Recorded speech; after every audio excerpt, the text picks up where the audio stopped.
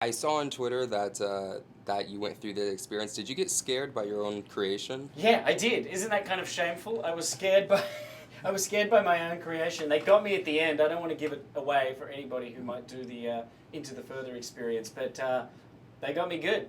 Yeah. Yeah, the Oculus Rift 4D stuff is just amazing. I mean, anyone who's seen this technology online, you can just imagine the future for it, and they really utilize it here. I think horror's a really great way to utilize that virtual reality technology. So, in what character in like your Insidious series that you relate the most to? Well, I guess it's easiest to say Specs. He's the guy I play. I've always felt like kind of a geek, so I think I would definitely say Specs. Mm. So, did you write the part and then cast yourself, or did you? I won the role through hard work and auditioning. I kind of wrote the part with myself in mind, and I also wrote the part of Tucker with my friend Angus in mind. We've been friends for a long time. He's an Australian guy, and I just thought the two of us would be the good kind of, bumbling assistants. Of course. So, have you ever had a paranormal experience? Unfortunately, no. I would love to say I have had a paranormal experience, but I really want to have one. A lot of people think I'm crazy to say that, but I would actually like to have a ghostly experience. So ghosts, if you're out there, I'm in Miami right now. Surely there's some ghosts in Miami that can visit, please. So, when it comes to horror, do you have like a favorite like subgenre of horror or like?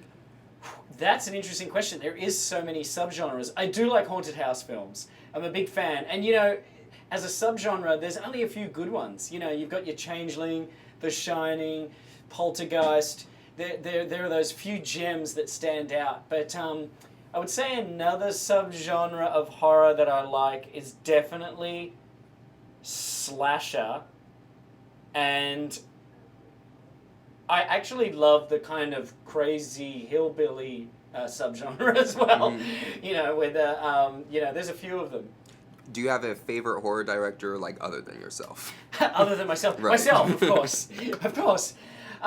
James is actually my favourite modern horror director. It was such a privilege to work with him because he really is. I know that if I was just a fan and I didn't know him, I would be a fan of his movies. So in terms of other horror directors, I've got to go with John Carpenter. John Carpenter has just made some amazing films. The Thing is one of my favourite films.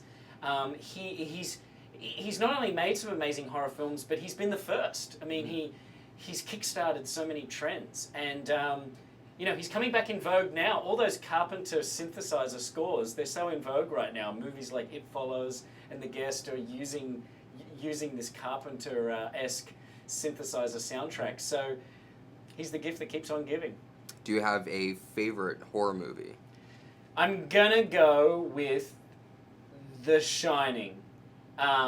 It's a close call between The Shining and Alien, but I think The Shining's my favorite. It's just a beautiful film to watch, and I can just watch it over and over.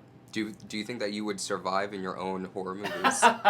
Probably not. I'm such a wuss. Definitely one of the Saw films. I'd be like, no, I'm done. Yeah, I don't think so. I would rather be in an Insidious movie than a Saw movie for sure. Okay. And last question, when it comes to Insidious, do you believe that you will like want to continue with like a Saw, like Insidious 4?